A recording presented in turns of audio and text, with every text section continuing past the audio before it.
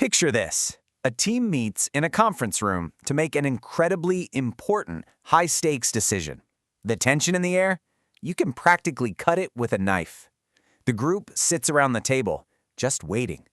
The outcome of this one single choice is going to impact the entire quarter, and everybody knows it. Then, the senior manager speaks first. They lean forward and say, "I think option A is clearly the best choice." And almost immediately, the person to their left nods, then the next person. And one by one, every single intelligent, experienced professional in that room blindly agrees. It's wild. Individual intelligence just completely gave way to collective blindness. The meeting wraps up early, and you know what? Everyone feels great about the consensus. But out in the real world, option A fails. And I mean, it fails badly. It drains resources, it frustrates clients, and it literally leaves the entire department scrambling for weeks, just trying to do damage control. So, it begs a massive question. How can a room full of highly intelligent, incredibly capable people make such a spectacularly bad decision?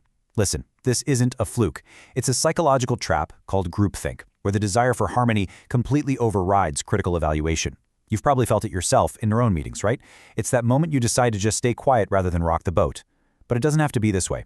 Today, throughout this explainer, we are going to fix our broken meeting rooms. Okay, let's dive into this. Here is the absolute ultimate methodology for making sound team choices. Notice something important here. We do not start with the decision. We start with different views. We actively challenge them, we discuss, we compare, and only then do we actually decide. Bypassing these steps and jumping straight to the end, well, that's exactly how our opening meeting failed. We're going to master this flow through 5 highly practical techniques that will completely transform how you work together. Let's start with phase 1. Breaking the echo chamber, focusing on perspectives and independent opinions. Technique number 1 is all about how you build the room. You absolutely must deliberately recruit different perspectives. If you only invite people who share your background, your natural strengths, or your exact goals, you aren't building a decision-making team, you're just building an echo chamber. We all have different preferences, right? Some of us lean heavily on hard data and logic, while others look at the emotional impact on human relationships. Some want to innovate, while others want practical, tried and tested solutions. You need to actively seek out those opposing viewpoints, even if it feels a little uncomfortable at first. Think of it like this. Every team faces a fork in the road. The groupthink path is just nodding along with the first loud voice. It feels super efficient in the moment, sure, but it is incredibly fragile when reality hits. Now, the alternative path uses contrasting preferences, like, say, pairing a naturally risk-averse person with a visionary risk-taker. This brilliantly illustrates how these differences should act as a decision tree rather than a source of conflict. Those differences shouldn't be competing to see who wins. They should complement each other to build a much more robust, bulletproof choice. And that brings us to technique number 2. Collect opinions before the group discussion. If the most senior person speaks first, human nature dictates that everyone else is going to anchor to that opinion. It's almost impossible not to. So to prevent this dangerous anchoring, gather everyone's views independently and have them write their thoughts down in advance. If you really want to neutralize power dynamics, make that first round of idea collection entirely anonymous. This guarantees everyone has an equal opportunity to participate, completely independent of their title or where they sit in the hierarchy. Moving into phase 2. Constructive friction, or playing the devil's advocate. We really need to normalize the fact that disagreement is actually part of the job. It's essential. So, technique 3 is to explicitly assign the role of the devil's advocate. Why do we need this? Well, because people are naturally conflict averse. We don't want to upset our colleagues or be seen as the roadblock. But by appointing a specific person to ask the tough, opposing questions, you remove the personal tension entirely. It's no longer Bob being difficult, it's Bob doing his explicitly assigned job to thoroughly scrutinize the plan. So the crucial point is giving your team the actual vocabulary to use. You can literally say, "What would we argue if our job was to prove this idea wrong?" It is a magic phrase. It immediately reframes the whole conversation. Instead of attacking the person who came up with the idea, you're working together, side by side, to test the assumptions holding the idea up. Are those timeline estimates way too optimistic? Does the data actually support this? The devil's advocate forces you to look for the cracks before the real world finds them for you. Now for phase 3, balancing the room, how to invite voices and reset the dynamics.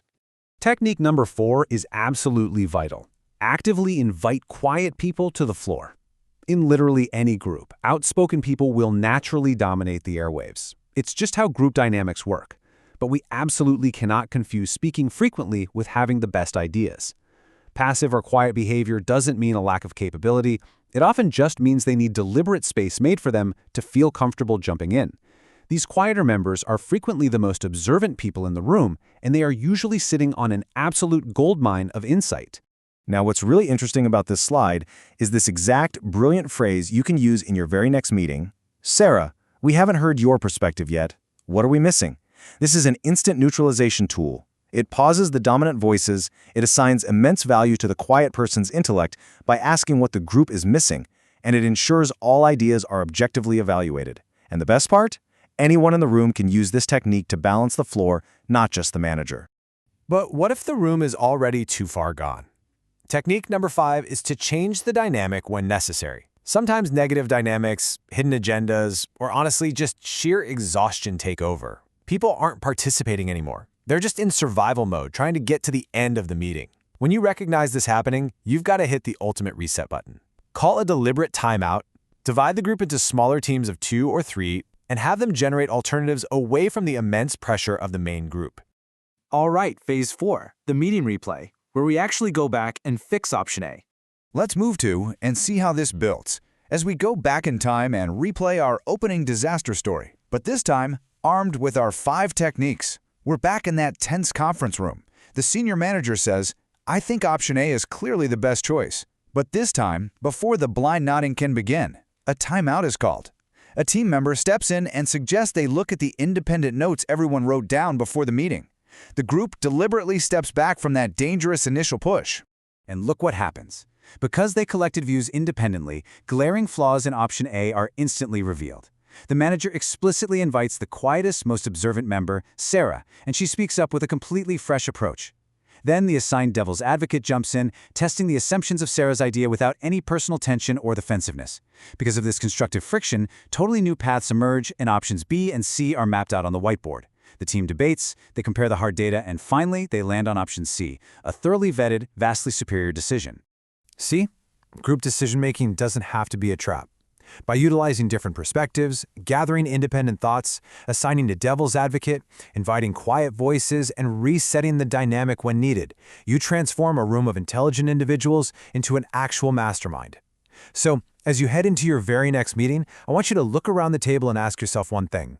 Does your team really agree, or has everyone simply stopped disagreeing?